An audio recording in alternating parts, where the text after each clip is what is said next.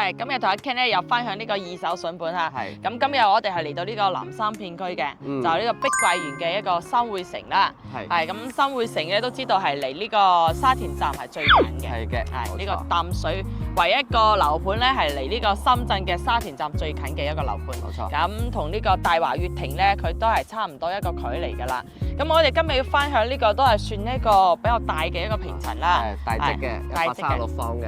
係咁可以做呢個大4房啦，咁可以做翻南北通透呢個戶型啦。呢個一面個衣櫃啊！我啱先入到嚟咧，我話點解咁似廚房個櫥櫃嘅？你睇呢幾個位置都好似啊！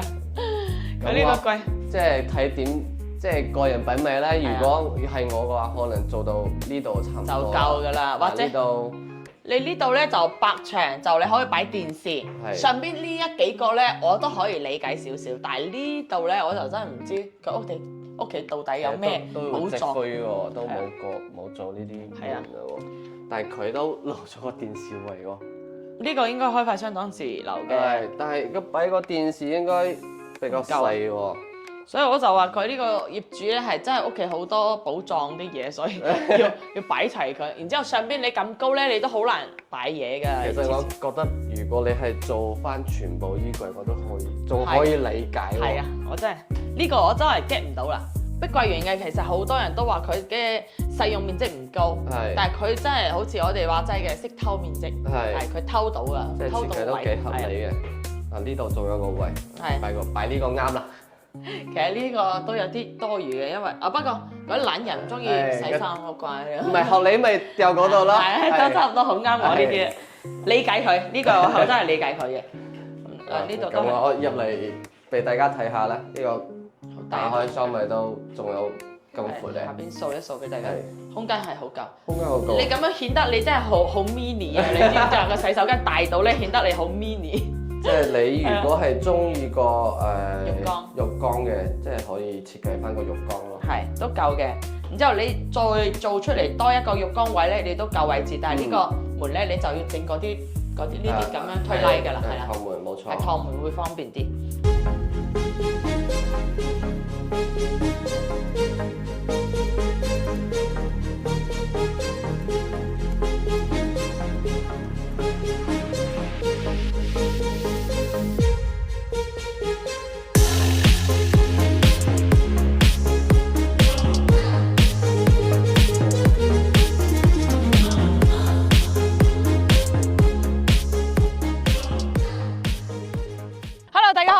大家好，我係 Ken。係今日同阿 Ken 咧又分享呢個二手筍盤嚇。係。咁今日我哋係嚟到呢個南山片區嘅，就係呢個碧桂園嘅一個新匯城啦。係咁新匯城咧都知道係離呢個沙田站係最近嘅。係嘅。係呢個淡水唯一一個樓盤咧係離呢個深圳嘅沙田站最近嘅一個樓盤。冇錯。咁同呢個大華悅庭咧，佢都係差唔多一個距離㗎啦。咁我哋今日要分享呢個都係算一個比較大嘅一個平層啦。係大積嘅，136方嘅。係咁可以做呢個大4房啦，咁可以做翻南北通透呢個戶型啦。咁我哋今日分享咧就分享兩套嘅，咁就唔同一棟，但係嗰個面積係一樣嘅，樓層唔同，所以價錢咧亦都有少少嘅一個區別。咁就有一套咧係中間樓層嘅，就115萬啦，4房啊，大4房。咁呢個深圳靠近深圳呢個位置，仲有一個係30層高嘅，就呢個120萬。咁佢首期咧都係一樣俾呢個18萬啦，月供都係4000出頭嘅啫。係咁喺呢邊出租嘅話，2800左右嘅一個租金係完全冇問題嘅。冇問題嘅。係因為呢邊就幾乎係深圳人住啦。呢個新匯城咧就同阿 Ken 就拍得比較少啲，但係之前咧同阿 Michael 嗰陣時係拍得比較多呢個新匯城嘅，因為好多香港朋友其實係會幾中意呢個樓盤。碧桂園㗎嘛，咁碧桂園咧之前個口碑都係可以嘅，係啦。咁同埋佢呢個都帶埋裝修啦，你香港朋友過嚟嘅話，直接拎包入住呢啲就可以嘅。家私家電咯。係。咁我哋今日要分享咧就係我哋身後呢個1期嘅。1期係啦。咁仲有一個3期咧就喺對面嘅。對面嘅。3期嘅一個嗰啲大箱咧就冇呢個1期嘅咁齊全啦。咁1期咧佢喺樓下咧就係會有呢啲咩早餐店啊、士多店啊、整頭髮啊呢啲。糖水店。係糖水店啊，同埋嗰啲藥店都有。藥鋪係呢啲都係有埋嘅。所以其實呢個一啲大箱咧係都係可以依家滿足得到。基礎嗰啲啦，係基礎有車我哋行過嚟啫，所以你基礎嘅一啲日常所需咧，佢呢度係滿足得到嘅。咁呢度去呢個沙田站咧，亦都5、6分鐘一個距離就可以到。打車亦都係8、9蚊，係8、9蚊，最高10蚊啦。起步價，咁你如果60歲，你門口都有公交車可以坐嘅，2蚊都唔使。呢度就有一個站牌㗎啦，你呢個就可以直接到呢個沙田站嘅一個位置啦。佢或者你行呢個去一中心咧，金惠大道嗰邊啊，都係好方便。一中心係呢邊嘅，因為我哋門前呢度係金惠大道，即係聯通過惠陽區政府呢度啦，係一中心去一中心。其實到咗一中心，即係到咗個天虹啦，都係5分鐘車程都可以到嘅。係，佢呢度就屬於比較中間嗰個位置啦。你去呢個一中心啊，然之後咩三和醫院啊、燕之王呢啲都係比較近嘅。幾分鐘啦，都係。包括去到沙田站返香港都近，同埋咧佢依家呢個對面咧就有一個。紅江嘅學校，紅江學校淡水開發商嘅學校嚟。係就對面呢度啦。咁佢呢度學校一做好咧，咁呢度入住率咧同埋底商亦都會齊好多嘅。係人住得多，同埋呢啲配套齊咗咧，咁呢個入住率自然就高啦。同埋咧，佢後邊仲有一條呢個高速口，就係淡水一個西出口啦，係嘛？呢個學校後面啦，我哋陣間去上邊會影到俾大家睇嘅。清楚啲。好，咁事不宜遲啦。咁咩園林呢啲咧，我哋有無人機飛一飛，同埋呢個位置咧，我哋都無人機飛一飛。最主要依家我哋就想去睇下佢呢個入面嘅內籠係點樣，係嘛？好，陣間見。阿 Ken，咁我哋先嚟睇第一套啦。呢個就中間樓層嘅16樓嘅，咁都係一樣2 lift 4伙啦。咁都係獨門獨戶一樣嘅一個面積啦。但係佢哋冇對住喎。係，咁佢其實呢度咧係有啲似個唔係咩潮汕人比較講究風水嘅，佢哋就唔中意咧直衝住嘅，所以呢一個咧佢係有啲斜角咧，咁樣就會好啲啦，係啦。咁我哋行翻嚟睇下，佢呢度咧都係屬於一個獨門獨戶，你出面呢個位置咧有一個轉彎位咧。但係你呢度轉彎位，你攞嚟做櫃咧，好似又唔係好實際。擺個細啲嘅咯，嗰啲又唔細但係入面都有個位置個鞋櫃個位嘅。係，咁呢一套咧，佢就全新嘅一個吉屋嚟嘅，嗰啲冇住過㗎。係，就基本都係開荒保潔都冇做㗎啦，所以咩櫃都冇做。但係正根嗰一套咧，佢就係家私家電齊全嘅，櫃都做完嘅。係，咁我哋先睇下佢呢個位置啦。佢呢度係預留咗一個鞋櫃位置。佢呢之前開發商交標佢有呢啲藝術漆喎。牆紙唔係呢個係藝術漆嚟嘅，係啊。哦，係嘅。係喎，之前個碧桂園啲交標佢係冇呢個嘅，應該係業主嚟做係嘛？啱先我哋都冇睇下另外一套啊，又冇呢個。好似係白牆。佢呢個係交標嚟嘅。交標嚟㗎，哦。係。咁就佢冇做佢呢個就完完全全嘅一個交標，其他嘢咧就全部冇做過嘅。係啊。比較高端啲啦，比起個南鎮新城嗰度，佢就白牆嚟嘅。包括翡翠山呢啲啊，全部都白牆嘅，冇錯啦。我哋拍咗幾次咧，我好似都冇發覺佢呢度有藝術漆嘅。呢度就係白牆啦，呢度個房間。係啊，房間，但係佢其他都係喎，唔係啊，呢啲都係藝術漆嚟㗎。你睇呢邊全部藝術漆嚟㗎。哦。所以我覺得係咪呢一套個問題，定係我之前冇咁注意呢個細節啊？陣間再睇下另外一套嚇。係。喂，呢個藝術漆，你睇佢呢啲。就算有啲鞋印咧，你抹下佢就乾淨㗎啦，所以都唔使話驚個牆整污糟。我啱啱睇咗，我仲以為係個牆紙嚟嘅。係啊，唔係，佢係藝術漆嚟嘅，所以大家到時可以過嚟睇呢個細節。呢一套有啲紋路咯。係啊，咁除咗呢個鞋櫃可以做之外咧，佢連呢邊嘅一個陽光房都封埋個窗㗎啦，然之後啲牆咧全部都係一啲痕跡都冇嘅，係啦，冇啲問題嘅。呢個唔係呢個佢有啲鼓氣啦，係有啲鼓氣嘅。咁藝術漆佢都會咁樣。咁呢啲細個問題咯，就應該係冇人住啊。佢嗰啲有啲水可能潮濕天嗰陣時就少少，到時補一補就得㗎啦。應該幾百蚊叫人哋搞。未開過窗啊！係啊，未開過窗，但係就有啲污糟呢啲咯。呢啲鞋印一抹就冇啦。抹得到嘅呢啲。咁我嚟睇下佢呢個。客廳同埋餐廳，呢個客廳都有4米嘅一個開間。有數格。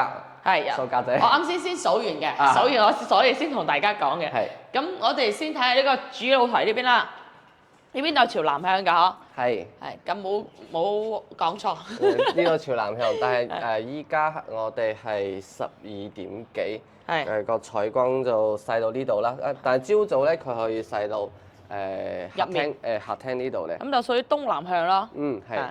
咁南北通透嘅，我哋先睇下佢呢度，都係一樣4米嘅一個開間啦。你行過嚟係俾佢照下佢呢個開間都有4米嘅。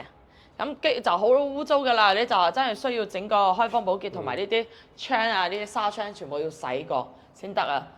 佢一直冇人住，所以比較污糟啲。佢呢個膠標都加埋個晾衫架喎。哦，係喎，係啊。咁高檔係咪佢自己加㗎？係，唔係。開發商有咩？開發商我記得係有嘅。我覺得拍咗咁多次，係啊。新會城好似係有嘅。我真係冇咩嘢。南鎮嗰啲就冇啦。係喎，咁佢呢度真係好似係咪呢個136方嗰啲標準佢高啲咧？亦都有可能，因為我覺得係佢碧桂園個裝修係全部一樣㗎嘛，但係呢邊係特別高檔啲嘅。啲背景牆呢啲都係有埋，因為呢個唔係大理石嘛，係咪大理石啊？唔係大理石啩？唔係大理石。呢個係咩？叫咩板啊？係瓷磚啊，好似瓷磚㗎。咁呢度就3.6米啦，呢個餐廳。我哋先睇露台，然之後睇完露台，呢個就望泳池嘅。我哋仲有一套咧，就隔離嗰一座11座嘅。呢個係10座。係呢個10座。咁望出去個景嘅話，就望呢對面呢個係上城市家嗰個學校係嘛？係本地開發商個學校嚟嘅。哦，本地開發商。呢度呢個學校後面咧係我哋個高速啊，呢度睇唔到啊。陣間我哋帶大家去11座11座嗰陣時，喺高層我哋又睇得到啦。佢呢個泳池都有開喺呢度。係咪有水啊？呢個花園 keep 得好好喎。係啊，你睇呢度都有幾多年啊？10年差唔多啦，係嘛？差唔多啦，8、9年、10年。係啊，都差唔多。你睇入住率其實都可以嘅，因為佢呢度深圳離呢個深圳近啊嘛。呢度係應該係惠陽淡水離沙田地鐵站最近嘅。係，就同呢個大華悅庭啊。除咗個大華悅庭，大華悅庭係屬於抽場費嘅。但係其實呢個距離同大華悅庭去個距離差唔多嘅，係嘅，有5、6分鐘可以到。呢度去我覺得係直路啲咯，係一路去咯。就燈區比較多啲，但係其實你正常5分鐘可以到嘅。但係你睇佢嘅園林係真係做得唔錯。呢啲業主咧大概即係大部分咧，其實都係深圳嗰啲嘅，因為之前深圳咪賣得好勁，要嗰啲價錢咧3萬、4萬、5萬、6萬咧，跟住呢度最開始賣係12000，跟住賣到14000、16000、18000、19000都有啦。咁唔使講啦，呢度都係劈晒價嘅。係咯，佢依家價錢。佢都係差唔多打咗對半打折啦，都基本上係對半㗎啦。係啊，咁我哋睇下廚房咯。廚房都係當時開發商一個膠標嚟，全部冇喐過嘅。抽油煙機、煮食爐、消毒碗櫃。啲塵咧真係厚過我唔好咁貴啊！我塊面個灰嘅咧。喺呢邊嘅話，你可以再擺咗個雙門雪櫃，佢有個高度俾你嘅，大雙門圓柱。呢套136方佢位置就大啲啦。係。呢個廚房都唔細喎。腰字型係啊。8個方9個方差唔多啦，差唔多你加埋呢啲係有嘅。係。佢啲瓷磚都上埋牆，真係冇咩但係冇問題啊！呢度有少少呢啲咁呢啲冇所謂，有啲翹邊嗰啲咯。其他二手樓咧，我哋最主要就睇佢呢個細節有冇咩問題。係。咁樣睇起身係冇問題嘅，搞個衞生就得啦。新會城個膠標好似係比其他碧桂園要再高啲喎。我哋房間仲未介紹係嘛？2間都睇咗啦。介紹咗。又懵咗。懵咗，睇咁多間房分唔清。第3間房係第3間房次卧咯，呢間房大啲，就係我哋主要睇下呢度有冇飲水啊呢啲，呢個灰啊，真係從來未入住過，收咗攞之後咧都未嚟清潔過嘅。係啊，你睇咁污糟。但係佢呢度仲有個紗窗喎。防蚊咯。係啊，防蚊呢啲。其實20幾層咧都會有蚊入嘅，我而家住24樓咧，佢都係有蚊入。你知唔知嗰啲蚊係點嚟啊？係揼 lift，冇錯啦。我都成日話嗰啲蚊係咪揼 lift 上嚟？係，因為個蚊最高飛幾層樓，但係佢可以揼 lift上嚟嘅。我都覺得好神奇，我話點解會咁高都有蚊嘅？我覺得呢度嘅吊頂嗰啲都唔錯，因為筒燈都幫你裝埋吸定燈係咪？呢個 LED 燈。LED 燈，但係好多嗰啲膠標咧，其實都係一個白牆咧，跟住你自己吊翻個頂，再裝翻個筒燈嘅。係，佢呢啲都係好似有燈嘅係嘛？有燈嘅應該。應該係有。但係唔知佢依家係冇通電，因為冇過嚟，所以佢係冇通電呢啲。水應該都冇㗎嘛？誒有啊，咁應該有通電。啱先我嗰陣冇開，但係呢度玻璃就爛咗㗎啦，佢太耐冇用，應該係俾當時颱風啊咩。到時呢個換咗佢就得啦，200-300蚊應該可以搞得掂嘅。俾個人工費咯，玻璃都唔值錢嘅。唔值錢嘅係啦，即係要吊上嚟，唔使吊上嚟，自己個咩高空費咯係。唔使自己裝下就得啦。哦咁樣㗎，咁冇裝過唔知。唔緊要，呢啲我哋都會幫你哋解決完，到時再交俾你。呢個主人房好大喎，哇！應該有30個房，20幾個房。20幾個300尺都有喎。係啊。係點設計都得啦，又唔講大家點設計啦，自己自由安排啦。好似嗰啲酒店公寓咁大，嗰啲1房1廳，佢一間房間就等於人哋一套屋咁大啦，係嘛？香港咁樣嘅一個尺寸咧，可以住4口人啊！係，真係㗎，上下床都唔止啊！香港都可以擺上下床嘅。係300尺，佢哋住4個人、4-5個人都有好啦。咁睇下呢個洗手間，佢仲有洗手間嘅位置。呢度你想要再做多個浴缸都冇問題嘅，你可以行翻過嚟。佢呢度都好大，然之後出面再做翻個浴缸都 OK 嘅。係。好闊㗎呢度，得成3個方。睇下點啊！如果可以擺浴缸嘅話，睇下呢度點設計。拆咗佢。呢個洗手間都幾大下，洗手台都大啦，1.2米嘅洗手台。係，佢呢啲尺寸咧，其實佢戶型係非常之方正嘅。我哋睇下佢戶型圖咧，就知道方方正正一啲突分出去、凹分入嚟嘅位置都冇嘅。係。再俾大家睇下佢呢個開間。咁我哋報一報呢個價錢啦。係。呢一套咧就係16樓嘅。136方嘅，總價係115萬。咁首期咧係18萬嘅。月供係4000蚊。4000出頭。係4000蚊。就你想要俾多啲首期都得嘅，咁月供就少啲咯，總價係唔變嘅。呢一個就係冇帶家私家電嘅吉屋。係。咁仲有一套咧就帶齊呢個家私家電嘅。係嘅。嗰個就貴多5萬，同埋樓層都高啲。咁我哋再過去睇完之後咧，對比下，總結翻，對比下啦，好，咁陣間記下。Ken，咁依家就第2套嘅，但係就隔離座嘅11座啊，咁呢度樓層咧就比較高啲嘅，30樓。係，咁我哋呢度都係2 lift 4伙啦，我哋可以睇下佢呢度2伙咧，係依家係好少呢啲開發商咧有咁樣設計嘅。入面呢2伙佢仲有兩邊端頭，都唔係端頭啊，兩邊有多餘嘅位置俾你做翻個呢個鞋櫃。一般係佢係呢邊可以做，但係呢邊咧可能係安全通道，係做唔到。佢呢個設計比較好啲啦。但係呢兩邊嘅話，佢完全都可以做，同埋咧，而家好多人都會研究嗰個對聯。係。佢可以呢度兩邊都有得俾2家黐。我記得我屋企就係人哋黐咗，我就黐唔到對聯啦。冇錯，就好多都係咁樣，因為廣東人嚟講，其實係比較講究呢個對聯嘅，每年都要換噶嘛。年30就要疊對聯。唔係年28洗啦，踢嗰陣時好似都係全部一齊整。我哋係30個啫，係啦。我屋企其實都呢度係2伙都係136方啦。我哋頭先睇咗係04戶型嘅，04戶型，但係04戶型。唔係，啱先嗰個都係咁樣執分嘅。嗰個係執分嘅，但係呢個都係咁嘅。係呢。我哋啱先係隔離嗰戶啊嘛，啱先係呢戶。呢戶但係我哋啱先嗰戶係側住嘅。呢度側住嘅，但係依家變成呢個。依家變成呢個調轉翻啦。屬於一左一右咯，係嘛？係一左一右冇錯。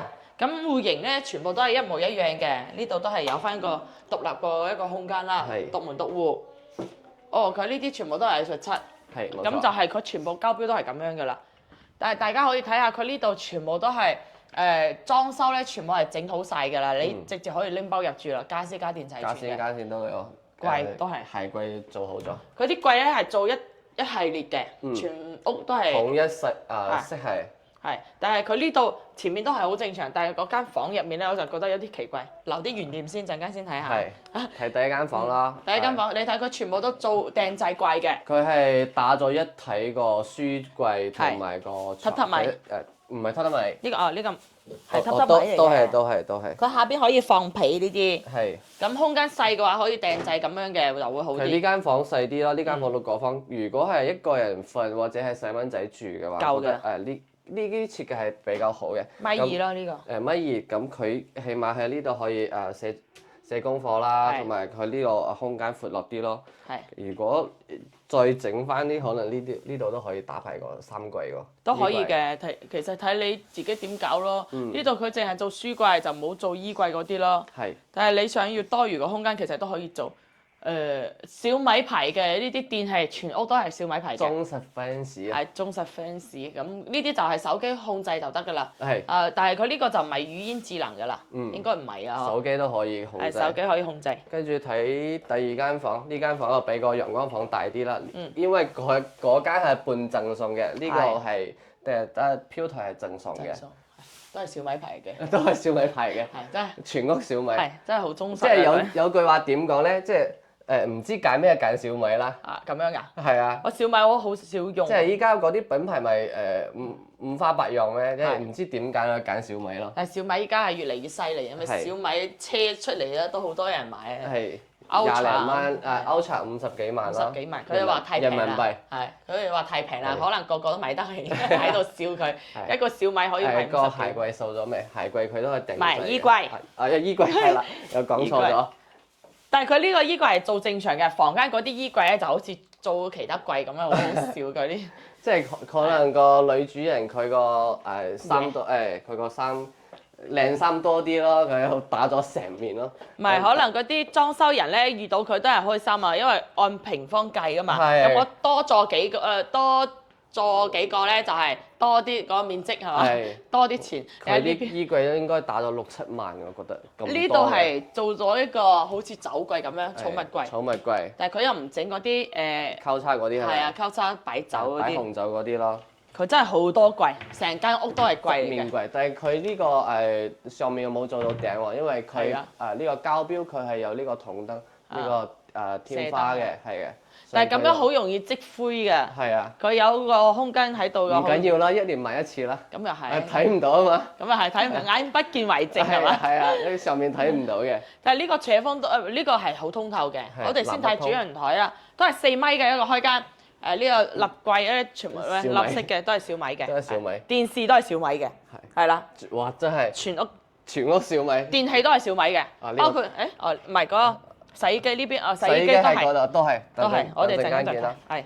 咁呢度30層就比較高啲啦，11座。但係頭先我哋係喺對面嘅，所以頭先個採光因為依家係中午個時間啦，呢面個採光比較好啲。頭先喺對面，所以頭先個採光係比較爭少少啦。其實個景觀嚟講嘅話，係啱先嗰一棟嘅景觀會靚啲嘅。睇園林咯。睇園林，因為佢咁高層咧，呢個咁高層就係睇出面個景，就係出面咧幾乎就冇咩景睇㗎啦，都係睇佢呢個新偉城嗰啲係啦，同埋嗰啲工廠嗰啲地方。嗰度係3期嗬。係，嗰個3期。呢度1期。我哋介紹呢2座咧，其實都係屬於1期嘅。樓王單位嚟嘅，因為都係喺中間位。都係之前比較貴㗎啦。之前係最貴㗎啦，一個36方。睇埋佢啲床頭櫃攞出嚟做咩？真係床頭櫃喎。應該係床頭櫃嚟嘅。係啊，擺出嚟。睇埋個廚房咯。呢啲就係膠標。呢度抹咗灰啦，冇咁呢個字都仲未撕喎。佢呢度都係用咗一段時間㗎，所以呢啲係會污糟啲。有人住過嘅。介紹翻呢個啦，小米牌雪櫃啦。佢呢個大雙門係。係雙門喎。呢個哇！你睇佢大雙門咧，仲有剩翻個位置。你想要啱啱好嘅話，你可以揀翻嗰啲訂製嘅，即係差唔多呢啲啦。係。訂製翻，即係可以擺嗰個調味品咯。調味品。調味嗰啲嘢。係啦。咁我哋再出嚟睇。再出嚟睇埋個小米牌洗衣機。小米牌洗衣機其實好少人用嘅。係啊。呢個係呢個就淨係咩啊？洗衣嘅，唔可以烘乾嘅。佢係液晶嘅嗰啲，依家見唔到佢要着咗燈先，我哋先可以見到。係，呢啲係都係正常。智能投放咯呢啲。咁呢邊咧，我哋都可以望埋呢個香港城啊，都好有一個故事嘅一個屋苑嚇。咁呢度咧，佢爛尾都有成30幾年。30年，但係前2年仲有人住喎，佢係停水停電，停水停電，但係都仲有人住，因為我記得係19年或者係20年嗰陣時，呢度房地產咪好熱鬧咧。係。我當時收到風，好似係有開發商想徵咗佢，跟住係停水停住封鎖咗，但係仲有人住，跟住就清唔到場啊嘛。政府有冇嚟強拆？所以仲擺喺呢度，跟住遇到疫情咯。所以就攤晒喺度。係冇錯啦。係呢個年紀大過你㗎啦，你都冇30歲，佢到咗30年㗎啦。差唔多。但係其實佢呢個外牆咧，你睇30年啦，佢外牆都唔會爛嘅。即係當時係按照嗰啲香港嗰啲標準嚟做嘅。一模一樣香港嘅樓，你睇，香港嘅樓一模一樣。咁呢邊仲可以望到一中心位置啦。呢邊離一中心嘅話，亦都係10零分鐘可以到。但係往都係嗰個方向，係咪？去呢個。去嗰個咩沙田站嗰邊方向？沙田站後面。後邊嚇。呢度係淡水方向。呢條係金匯大道啦，即係我哋新嘅高速口。嗰度係新嘅高速口。我哋上2集拍嗰個萬城名座都有同大家講，呢啲依家睇到就清晰啲啦。係差唔多開通啦。差唔多開通啦。呢個就叫淡水西出口。係冇錯。咁以後咧，香港朋友深圳過關咧，翻到嚟就近好多㗎啦。咁淡水其實係有4個高速路河，淡水東係沙田嗰個嘛，即係差唔多去沙田嗰個。淡水西係呢個牌坊，同埋個南站新城嗰個嗌新橋站咯，4個高速路口。咁其實如果係住呢個位置嘅話，就係呢個出口係最近嘅。係嘅。係啊。所以有開通呢個多條路咧，都幾好嘅，係嘛？其實返香港其實都係，我覺得都係搭巴士去地鐵站乜幾分鐘，或者係 call 部車。call 部車其實我覺得10蚊都 OK 㗎。10蚊都唔使。10蚊都唔使。都係起步價。係8-9蚊。8-9蚊去沙田站，跟住去返香港咯。所以喺大陸咧嗌車真係方便嘅，有大巴車，3秒鐘就有人到啦，再唔得加1蚊。係啊，再加1蚊仲加費，係啊。所以喺大陸咧就有呢個好處嘅。係呢度都係朝西南面啦，呢間房到依家晏晝時間、中午時間都照到個採光嘅。個採光每間房個採光都可以嘅，全屋都係算 keep 得好好啦。你睇啲床頭櫃啊，呢啲都係算唔錯噶啦。呢間房適合女仔住，因為佢做個梳妝台，梳妝台。連住個梳妝台，因為冷氣都有嚇，全屋嘅冷氣都有。小米。咁呢啲櫃咧，佢係做好齊全嘅，一牆到頂㗎啦。然之後呢邊仲有埋呢啲梳妝台啊，擺啲咩被啊呢啲嘢嘅地方嚇。其實都唔會過時喎，我覺得呢啲櫃。一人式可以啦。係啊，都幾靚下嘅。啲品味都唔錯。呢啲全部都係嗰啲藝術出原本嘅開發商嗰啲。即係之前拍咁多集咧，我冇留意佢呢個。係啊！我哋過多揾多2集嗰啲細睇下對比下咯。對比下，咁佢呢一個係真係唔錯。咁樣嘅話，睇起身間屋會新淨啲。係嘅。睇下佢呢個公區洗手間。公區洗手間。但係呢個公區洗手間太入面啦，你出面嗰2間房啲人咧，如果入嚟啦，半夜要屙尿咧，行翻過嚟好辛苦。尤其朦朦朧朧嗰陣時咧，仲要去行翻2步清醒晒。係啊，冇錯。咁睇下佢呢個，你入去就得啦。係掃一掃得啦。係呢啲因為膠標嚟嘅，但係呢個玻璃又冇爛啦。頭先我哋睇嗰個玻璃係爛咗嘅。係呢個正常嘅。呢個 OK 嘅。有人住就會正常啲嘅，冇人住因為佢個風砰砰砰。係我哋個揭個謎底啦。呢個一面個衣櫃啊！我啱先入到嚟咧，我話點解咁似廚房個廚櫃嘅？你睇呢幾個位置真係好似啊！佢呢個櫃即係睇點，即係個人品味咧。如果係我嘅話，可能做到呢度差唔多就夠㗎啦。或者你呢度咧就白牆，就你可以擺電視。上邊呢幾個咧，我都可以理解少少，但係呢度咧我就真係唔知佢屋企到底有咩寶藏？都冇做呢啲門啦喎，但係佢都留咗個電視位喎。呢個應該開發商當時留嘅。但係擺個電視應該比較細喎。所以我就話佢呢個業主咧係真係屋企好多寶藏啲嘢，所以要擺齊佢。然之後上邊你咁高咧，你都好難擺嘢㗎。其實我覺得如果你係做翻全部衣櫃，我都可以，仲可以理解喎。係啊，我真係呢個我真係 get 唔到啦。但係唔緊要啦，尊重他人嚇。咁但係都幫大家慳咗錢嘅，你以後都唔使做呢啲嘢㗎啦，係啦。即係呢啲要啲銀紙喎，有啲銀紙。租貴係最貴嘅，係呢啲訂製嘅嗰啲啊。床頭櫃，呢床頭櫃好似啱先門口嗰個會襯啲喎，係嘛？哦，呢個灰色嘅。係呢個灰色就冇咁襯。睇起個吊高翻又幾唔錯下喎。顏色可以啦，佢就都幾襯嘅，都係小米牌嘅。都係小米牌啦。咁呢個飄窗咧，佢都係全震送嘅，採光落地窗嚟嘅，採光係非常之 OK 啦。係啦，呢成間屋你睇都冇開冷氣依家，都可以啊，都好大。呢個就1.8米嘅床，2米定係1.8米？1.8米。2米。2米喎。2米個2床。米個床喎。所以呢個擺個2米床，擺個2個床頭櫃，其實個空間仲好闊落。係，幫佢擺好先。係136方，唔係對比翻其他開發商，我真係覺得碧桂園好識設計咯，嗰啲空間，即係我記得我印象最深刻係咩咧？我第一次去碧桂園個南站新城嗰度咧，我覺得佢點解係120方可以做4個房，4個房都咁大嘅？係佢因為佢呢啲咧，碧桂園嘅其實好多人都話佢嘅使用面積唔高，但係佢真係好似我哋話齋嘅識偷面積，係佢偷到㗎，即係設計都幾合理嘅。呢度仲有個位，擺呢個啱啦。其實呢個都有啲多餘嘅，因為不過嗰啲懶人唔中意洗衫好怪。唔係學你咪掉嗰度咯。都差唔多好啱我呢啲，理解佢呢個我真係理解佢嘅。呢度都係。咁我入嚟俾大家睇下啦，呢個打開箱咪都仲有咁闊咧。下邊掃一掃俾大家，空間係好夠。空間好夠。你咁樣顯得你真係好 mini 啊！你知唔知啊？個洗手間大到咧，顯得你好 mini。即係你如果係中意個浴缸嘅，即係可以設計翻個浴缸咯。係都夠嘅，然之後你再做出嚟多一個浴缸位咧，你都夠位置。但係呢個門咧，你就要整嗰啲呢啲咁樣推拉㗎啦，係啦。趟門冇錯。係趟門會方便啲。咁好啦，我哋講下呢一套嘅價錢啦。呢一套就貴咗5萬蚊嘅。係啦，咁佢總價咧就係120萬。120萬，首期。都係18萬嘅，跟住佢月供係4300 OK 啦，即係多300幾，多200零蚊啦。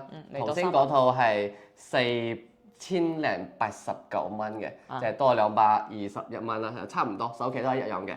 但係呢啲都係計30年㗎喎，雖然你多200幾好似唔多，但係你30年嚟講嘅話，好似又多咗啊。但係呢個都可以提前還款嘅，唔會話有人真係。供咁耐嘅話，我哋一般如果係推薦嘅，即係計利息嗰啲嚟講嘅話，都係5-6年或者7-8年還咗佢就最抵㗎啦。係喺大陸咧，其實1年之後咧就可以提前還款，後邊冇違約金啊，冇利息。冇違約金，冇嗰啲罰息啦，都冇嘅。所以咧喺大陸買樓咧，嗰啲朋友過嚟買樓咧，我哋都唔會建議佢話一次性嘅，因為佢啲錢咧。依家利息咁低啊嘛，嗰啲錢咧佢擺翻香港銀行呢個戶口咧，都收翻條息咧，比呢度仲加高。所以你就可以低首期，你就低首期。但係除非你呢個年紀限制咧，唔可以貸咁多年，咁冇辦法你先首期。或者真係唔中意貸款嗰啲啦。係唔中意一次性嗰啲啊，唔爭錢啊，或者唔想咩爭銀行錢呢啲咧，咁就冇計啦。你可以一次性為一次性咯。都講翻個觀點啦，其實呢套房136方，佢依家可以租個價錢，其實都差唔多可以2800到3000蚊。咁再打翻個字2500-2600啦，係咪？其實如果買翻嚟自己有套房，即係如果出租嘅話，一個月補翻千零蚊咯。呢個價錢都 OK 嘅。你少翻嚟嘅話，你可以放租出去，因為呢邊幾乎都係深圳人住嘅，本地人就好少住呢個方向㗎啦。本地人咧，佢住呢邊佢會覺得唔係話好方便。配套嗰啲啦。咁好啦，呢一期咧就同阿 Ken 分享到呢度。呢2個二手房咧係呢市面上算係比較筍啲嘅。咁因為佢呢個keep 得都幾好啦，同埋家私家電都齊全啦。咁仲有另外一套咧，佢就係全新吉屋。你唔中意，好似我唔中意佢呢啲嘅話，我就可能寧願呢個少5萬蚊去買嗰啲，去買嗰間，自己再訂製翻呢啲。咁5萬蚊其實我都差唔多係可以搞得掂㗎啦。仲加埋個家電喎。家電嘅話，應該都係6、7萬左右啦，係嘛？差唔多啦，但係佢可以做到你自己中意嗰啲風格啦。因為啲床咧呢啲就唔值錢㗎啦，所以睇自己點解咯。因為呢個樓層同埋嗰套嘅樓層都唔同嘅，16樓同埋30樓嘅。係有啲位高嘅30樓可能就唔中意，咁可以揀翻嗰套都平到5萬蚊嘅。係啦，咁好啦，呢一期我哋就分享到呢度，我哋都會持續更新我哋我哋都會持續多啲更新呢啲二手筍盤啊，同埋優質嘅一手樓盤俾大家嘅。如果大家係中意我哋嘅話，可以訂閱下我哋嘅頻道，或者有咩想再加了解嘅，可以私信我哋嚇，或者下邊評論都得嘅，我哋都會即刻回覆嘅。係，咁好啦，我哋下期再見啦，得閒飲茶，拜拜。拜拜。